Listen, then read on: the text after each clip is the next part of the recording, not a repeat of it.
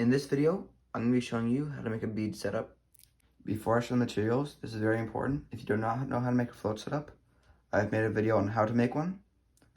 Go to that video, and when you make this type of thing with no leader line, with just a swivel, come back to this video and just do the rest.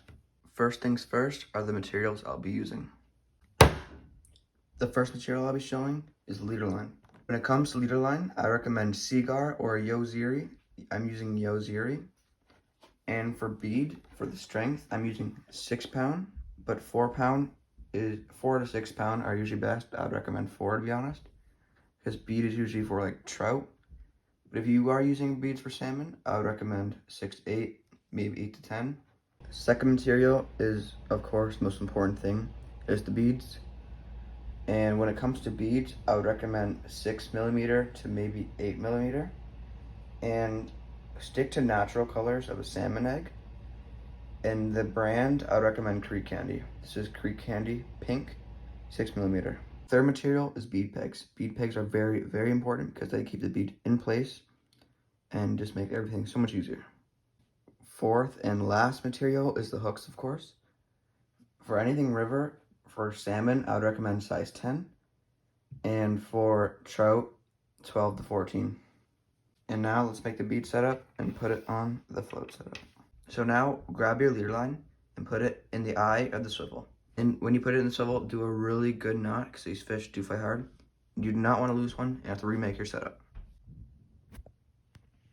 When you're done your knot, I'd recommend a leader line as long as 5 to 7 feet. I use right in the middle. I use 6. But the length of your leader line really depends on where you're fishing, like how shallow it is, how deep it is. Mine is like moderate deep, so I'd use about 6 feet, because I usually fish deep pools. And now grab your bead and put it through the line.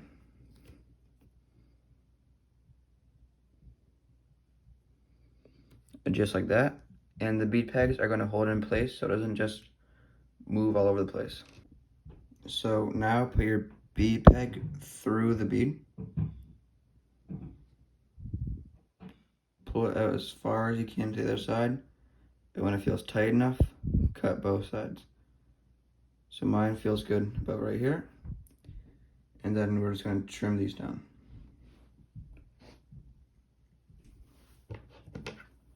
So grab your scissors. Make sure your leader line is out of the way so you don't actually accidentally cut it. And now cut the bead peg. Just like that. And then for this side,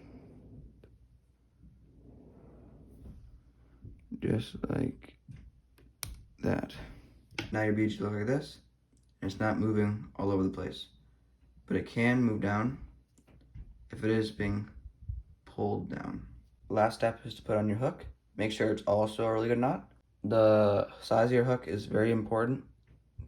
Size 10 for salmon, I would recommend, and size 12 to 14 for trout. And I would personally recommend octopus hooks, because those are usually what works best. And now when you're done tying your hook, move your bead about 2 to 3 inches above your hook. Really close, just like that.